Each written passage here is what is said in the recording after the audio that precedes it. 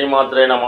ఈ వీడియోలో మనం వృషభ రాశి వారికి డిసెంబర్ 15వ తారీఖు నుంచి 21వ తారీఖు మధ్యలో జరగబోయే వార ఫలాలు పరిశీలించే ప్రయత్నం చేద్దాం. మరి వృషభ రాశి వారికి ప్రస్తుతం రాశి అందే సంచరిస్తున్నటువంటి గురువు వక్రగమనంలో ఉండడం, అలాగే సప్తమ వ్యయాధిపతిగా ఉన్నటువంటి కుజుడు తృతీయ స్థానంలో వక్రగమనం పొందడం జాతకుడికి తనలో ఉన్నటువంటి సామర్థ్యం విశేషంగా పెంచుకొని ఎటువంటి గొప్ప విషయాన్నైనా సాధించే విధంగా ధైర్య సాహసాలతో ముందుకెళ్లే అవకాశం ఉంటుంది.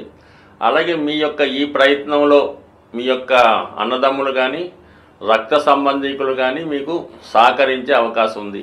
ఇదే సమయంలో ఎవరైనా క్రీడారంగంలో పోటీ కొరకు ప్రయత్నం చేస్తున్నా, పోలీస్ డిపార్ట్మెంట్లో ఉద్యోగం కొరకు ప్రయత్నం చేస్తున్న వారి యొక్క విజయ అవకాశాలు చాలా ఎక్కువగా ఉండడం జరుగుతుంది. బట్ ఏదైనా పోటీ పరీక్షల్లో కానీ ఇంటర్వ్యూలో కానీ తప్పకుండా సక్సెస్ఫుల్గా మీకు ముందుకు వెళ్ళే విధంగా ఈ గ్రహస్థితి అనుకూలించడం జరుగుతుంది. కాబట్టి ఎవరైనా కొత్తగా ఉద్యోగ ప్రయత్నాలు చేస్తున్నవారు ఈ సమయంలో ధైర్యంగా ముందుకు వెళ్ళొచ్చు. అయితే మీరు ఒక యాంగిల్లో ఒక ఉద్యోగానికి ప్రయత్నం చేస్తే గతంలో మీరు ఎప్పుడో ప్రయత్నం చేసి ఆగిపోయినటువంటి ఉద్యోగం కానీ ఇంటర్వ్యూ కానీ తిరిగి మిమ్మల్ని ఆహ్వానించి కొత్తగా మీకు ఉద్యోగం వచ్చే అవకాశం కూడా ఉంది. కాబట్టి ఏదైనా వృత్తిపరమైన మార్పు కొరకు ప్రయత్నం చేస్తున్న వారికి 100% ఈ గ్రహస్థితి అనుకూలించడం జరుగుతుంది. అలాగే ముఖ్యంగా ఇప్పుడు ఏమైందంటే దశమ స్థానంలో శని భగవానుడు, తృతీయ స్థానంలో కుజుడు, ఈ రెండు గ్రహాలకి షష్టాష్టకాలు రావడం జరిగిందన్నమాట. అంటే వృత్తికారకుడు వ్యయాధిపతి మధ్యన వచ్చినటువంటి షష్టాష్టక స్థితి జాతకుడు ఉపాధి అవకాశాలు, ఉద్యోగ అవకాశాలు మారే అవకాశం ఉంది. చేస్తున్న ఉద్యోగం సడన్గా మారవలసి రావడం కానీ ఏదో కారణం వల్ల వదిలివేసి రావడం కానీ జరగవచ్చు. సో ఇప్పుడు ఆ ప్రయత్నం ముందుగా మీరు ఏదైనా కొద్దిగా అటువంటి సూచనలు ఏమైనా కనబడితే ముందుగానే మీరు కొత్త ఉద్యోగం ప్రయత్నం చేసి మారిపోవడం అన్నది మంచిది. లేదంటే కొంతకాలం పాటు అంటే సుమారుగా కుజుడు ఇదే రాశిలో ఇంచుమించుగా ఒక 81 రోజులు వక్రగమనంలో సంచరించడం జరుగుతుంది. ఒక 3 నెలల పాటు ఊపు పడిస్తే తర్వాత మళ్ళా పరిస్థితులు అనుకూలించే అవకాశం ఉంది. బట్ అది మీ యొక్క నిర్ణయం బట్టి ఆధారపడి ఉంటుంది. బట్ ఏదైనా ప్రతి విషయంలోనూ మీరు పోటీ ఎదుర్కోవాల్సి ఉంటుంది. అలాగే ముఖ్యంగా చేస్తున్నటువంటి వివాహ ప్రయత్నాలు సప్తమాధిపతి వక్రించి ఉండడం వలన ఏదో విధంగా మీరు చేస్తున్నటువంటి వివాహ ప్రయత్నాలు, విదేశ ప్రయత్నాలు చాలా వరకు వాయిదా పడే అవకాశం ఉంది. కొన్ని ప్రయత్నాలు మధ్యలోనే ఆగిపోవలసి వస్తుంది. అలాగే వివాహ జీవితంలో మరి భార్యాభర్తల మధ్య ఏదో ఒక చిన్న అవగాహన లోపం కానీ ఆర్థిక పరమైన సమస్యల వల్ల విభేదాలు, చికాకులు కానీ వచ్చే అవకాశం ఉంది. సో ఈ విషయంలో కొంత సహనంతో ఓర్పుతో వహించడం మంచిది. మరి ముఖ్యంగా మరి లాభస్థానంలో ఉన్నటువంటి రాహుగ్రహం చాలా వరకు ఇతరుల యొక్క సలహాలు వినడం వల్ల నష్టపోయే అవకాశం ఉంది. కాబట్టి ఎవరైనా మీకు ఏదైనా సలహా ఇచ్చే ముందు అది ఎంతవరకు అది నిజాయితీగా ఉంది, ఎంతవరకు కరెక్ట్ అని ఆలోచించి నిర్ణయం తీసుకోవాలి తప్ప ఇతరుల సలహాలు గుడ్డిగా నమ్మడం వల్ల ఖచ్చితంగా విలువైనటువంటి మీ యొక్క స్నేహాన్ని కానీ బంధాన్ని కానీ విలువైన మీ సమయాన్ని, ధనాన్ని పోగొట్టుకునే అవకాశం ఉంటుంది. కాబట్టి ఎప్పుడన్నా సరే రాంగ్ సలహాలు వినకుండా వ్యవహరించండి. అలాగే చాలా వరకు ఈ యూట్యూబ్లోను, ఇంటర్నెట్లోను, ఫేస్బుక్లో చూసిన విషయాలు కూడా పెద్దగా నమ్మకుండా ఉంటేనే మంచిది. అలాగే పంచమంలో ఉన్నటువంటి కేతుగ్రహ ప్రభావం వల్ల స్పెక్యులేషను, జోదం, పేకాట వంటి వాటిలో ధనాన్ని కోల్పోయే అవకాశం ఉంది. అలాగే ఈ సమయంలో మీకు అత్యంత ఆత్మీయటువంటి మీ యొక్క బంధువులు కానీ స్నేహితులు కానీ ఏదో కారణం వల్ల మీకు దూరం అయ్యే అవకాశం ఉంటుంది. కాబట్టి చాలా వరకు మరి ఏదైనా వ్యసనాల జోలికి కానీ ఇతర విషయాలకి జోలికి వెళ్లకుండా సొంత విషయాలు జాగ్రత్తగా కాపాడుకోవడం మంచిది. అయితే ఇంతవరకు బాగుంది.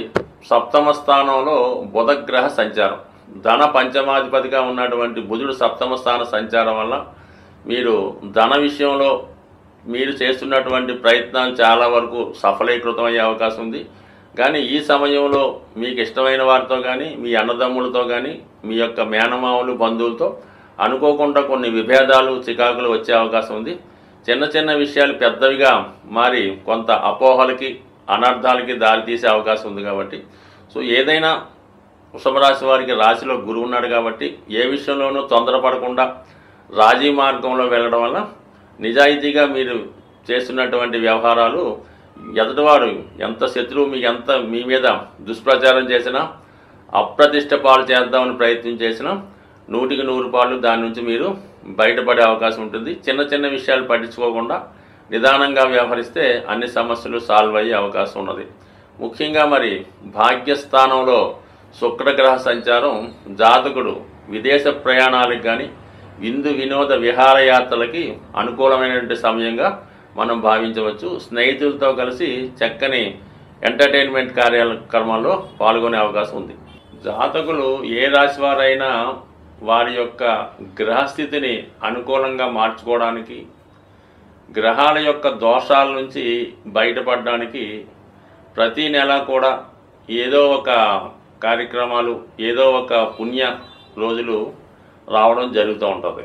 అవి ఫాలో అవ్వడం వల్ల ఏంటంటే జాతకుడు జాతక దోషాల నుంచి బయటపడమే కాక గ్రహాల యొక్క అనుకూలత కూడా రావడం జరుగుతూ ఉంటుంది. సో ఇది మార్గశిర మాసం.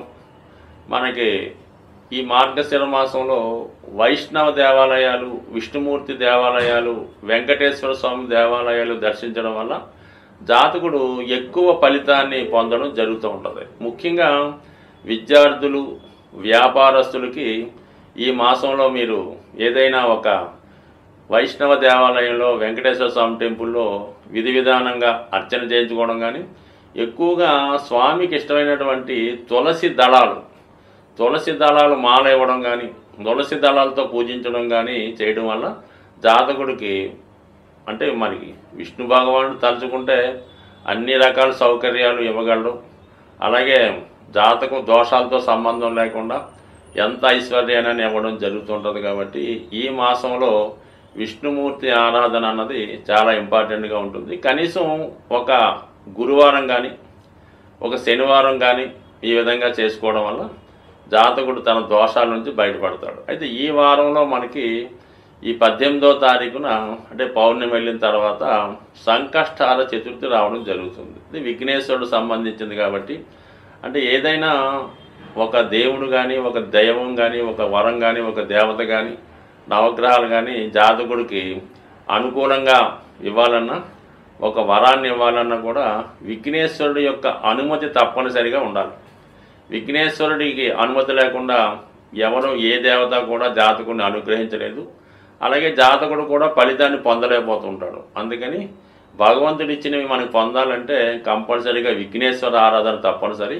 మరి ఈ నెలలో వస్తున్నటువంటి సంకష్టాల చతుర్థి రోజు మరి విధి విధానంగా వినాయకుడిని గరికతో అర్చించడం కానీ, ఉండ్రాలతో హోమం చేయడం కానీ, అంటే సాధారణంగా ఉదయం పూట చాలా దేవాలయాల్లో హోమం చేస్తూ ఉంటారు. ఈవినింగ్ మరి సాయంకాలంలో అభిషేకం చేయడం జరుగుతూ ఉంటుంది. ఈ అభిషేకం చూడటం వల్ల కూడా దోష పరిహారం అవుతుంది. కాబట్టి చేయలేని వారు అభిషేకాన్ని వీక్షించడం, అది కుదరని వారు ఇంట్లో గణపతి ఫోటో ముందు గరికతో కనీసం అష్టోత్తరంతో పూజ చేసుకున్న శీఘ్రంగా చిన్నగా పూజ చేసిన కేవలం సంకల్పం మాత్రాన అనుగ్రహించే దేవత విఘ్నేశ్వరుడు. కాబట్టి ఈ విఘ్నేశ్వరుడు ఆరాధనతో మనం ఇంచుమించుగా 2024 విడిచిపెట్టి 25లోకి వెళ్తున్నాం. కాబట్టి మరి కొత్తగా మనం రాబోయే సంవత్సరానికి ముందుగానే మనం ఇటువంటి దైవ కార్యక్రమాలు చేయడం వల్ల రాబోయే 25 చాలామందికి శుభం కలిగే అవకాశం ఉంది. స్వస్తి.